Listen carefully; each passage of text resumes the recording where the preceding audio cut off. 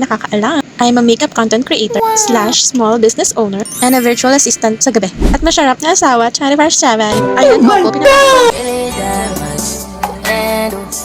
Hi guys! So quick a day in my life. So matagal-tagal na nga din kaming natenga sa business dahil sobrang daming ganap naman talaga niyan. So dahil Pride Month, sinipag talaga ako gumawa ng bagong designs din. So nakastock na lang din yung mga t-shirts namin. Kaya sana naman maubos na talaga naman yun. And ganito ko nga siya ginagawa. Nililayout ko muna siya kung paano yung magiging design niya sa mismong t-shirt. So black and white nga lang available namin t-shirts at saka stick kami sa minimalist designs lang talaga. Kaya kung interested kayo, popost namin to sa aming shop. Meron kami dito sa TikTok and Orange Shop. So dahil maulan at maaga pa naman, magko-content din tayo for today. So tapos na ako dito mag-layout. So pricing na lang yan, ate ko. And hopefully ma-post na talaga yan sa Monday.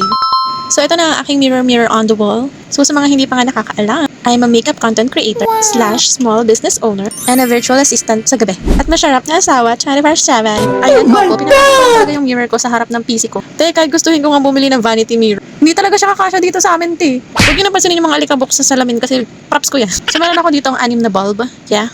Ito na, pinanasan ko na, nakakahiya naman. So ito nga pala yung stand na ginagamit ko.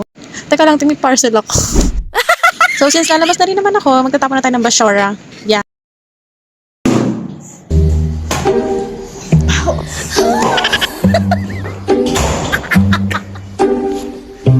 Buti na lang maaga pa, hindi niyo makikita tumakbo.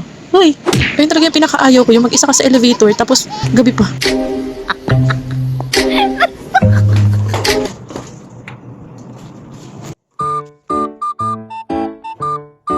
So ayan, kakatapos nga lang umulan. Nakakatamad talaga lumabas dito pag kukuha ng parcel. Napakalayo! Kuya Quincy?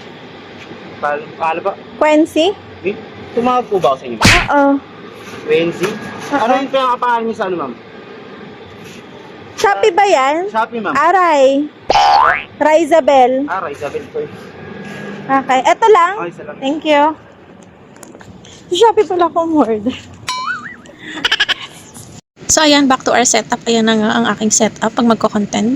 Kailangan talaga mas maliwanag pa yan sa buhay mo. O diba, sino ka dyan? Di pa yan naliligo.